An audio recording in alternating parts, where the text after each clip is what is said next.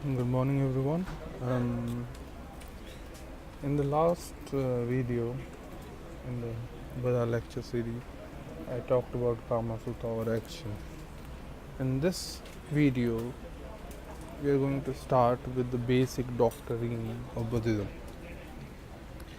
What it says is the Buddha declared there are four noble truths, or in Sanskrit, it is known as Arya Satya. Arya is like noble. That is how the Aryans got their name from. Now, the Four Noble Truths are the basic doctrine upon which the whole foundation of Buddhism is based. So, we'll talk about these Four Noble Truths, what they are, and what does the Buddha say. So, um, first noble truth he talks about is that there is stress, unhappiness, or in Hindi or Pali there is a specific word called dukha. Dukha can be into many levels. It can also mean a basic unsatisfactoriness to something very big disease. Okay, so the amount of suffering is called dukha. It is a very generic term for from minor unhappiness to big problems in life. So the first truth that he declares that there is suffering in life, or there is stress. Now what is stress? What is dukha? So this is being determined that he says that birth is stressful, aging is stressful, death is stressful, sorrow, lamentation, pain, distress, and despair are stressful. Association with what is not loved is stressful.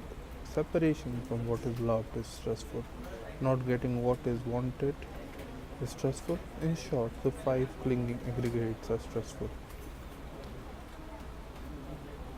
Now, if you think about it, when he talks about stress, he mentions few things which are actually stressful to everybody. Now, the tricky part is birth. Birth might not appear stressful to many people, but the thing is, with birth, aging comes into being. When we are younger, we feel that getting older is a nice cool thing, but when we grow older, then we feel that we are aging over time, and that we are slowly becoming old. And the more old we become, the more it destroys beauty. Your external beauty is destroyed by it. So now, aging ultimately concludes into death. Death is stressful to everyone, and that is a known fact. It does not have, even someone of your close friends, even though you don't die, if someone very close dies to you, and that is also stressful. So death is stressful, and it is a known fact. Sorrow, nobody can be happy about being in a sorrowful state. So if you are feeling low, if you're feeling down, then you're not happy. So that is stressful. Lamentation, it's another form of sorrow. Pain, you don't feel pain when you're happy. When you're happy, you feel no pain. Distress and despair, they are stressful. Now there is association with what is not loved is stressful. That means if you don't like a person or a thing and you get it, or it is like association. Let's say you're associated with a lawyer and he's not your friend, then that is stressful, because then you have to run, because right now you're just experiencing lesser stress. If you do not run, death will cause you more stress. So because of that more stress, you want to run. So association with whatever is not loved is stressful. Now separation from what is loved is stressful. Like let's say that you love your family a lot. Okay. Now you have to they move away to another place, or you move away to another place because of job or other social situations. Now that causes pain. Nowadays you have a lot of facilities like video calls, telephone, but earlier times there was no. But even video calls cannot really replace the real interaction between people. So if you're not with your family, maybe let's say your wife or your children, then that causes stress.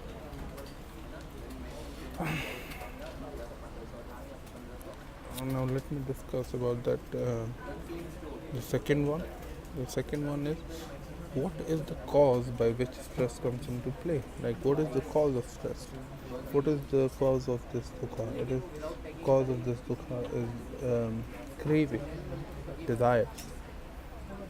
Desires are the cause of this dukha.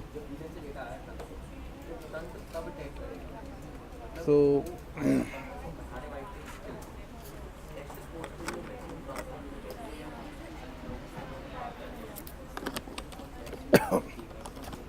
is there a diversity in stress?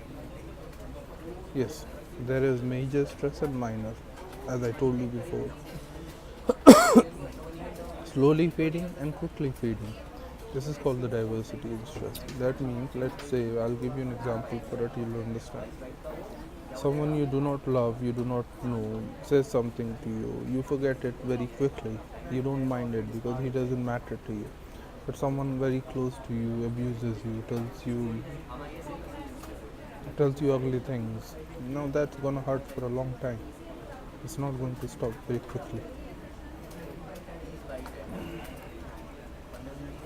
So the cause is known. Is there a way out of suffering? What is the result of stress? The result of stress, obviously, someone is in pain, his mind is exhausted, he grieves, moans, laments, beats his breast, and becomes bewildered. Or one overcome with pain, his mind exhausted, comes to search outside. Who knows a way or two to stop the pain? I tell you more, that stress results in either bewilderment or in search. So if you have a lot of stress, a lot of pain in your life, firstly you try to stop that pain, and when you are unable to stop that pain, you look for a way out.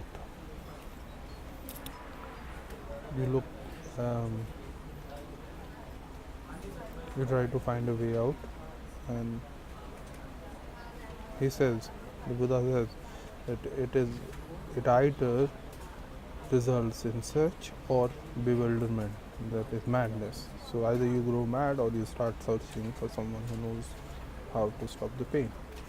And so what is the suggestion of stress? What is the suggestion of stress? The suggestion of craving is the suggestion of stress. So when you do not crave for something, like let's say you're craving for some big car or house, because of that craving, not because of the house, because of that craving you're suffering. Once you stop craving, then even if you get the house or you don't get it, it doesn't matter. You get it, you're happy. You don't get it, then also you're happy. It's not a problem. So craving is one of the biggest of suffering. Now the suggestion of craving is the suggestion of stress. And just this noble eightfold path is the path of practice leading to the suggestion of stress. So the fourth noble truth is, what is the way out of this stress, of this dukkha? What is the way out? And the way out is this noble, eight noble path. that we'll talk about. It is also a noble eightfold path. So we'll talk about this in the next video. This path leads to complete destruction of craving and suffering. Okay. Now the four noble truths. Let me put it very fast again. The first is there is stress in life. Okay. There is dukkha in life. What is stress? I have told you already. Like birth, aging, death is sorrow. This is stress. Now there is a cause of stress. There is the cause of stress. What is the cause of stress? Craving is the cause of stress. Craving is the cause of stress. So craving is the cause of stress. This is the second noble truth. The third noble truth, there is an end to this stress. This is the third noble truth, that there is a suggestion of stress. A fourth noble truth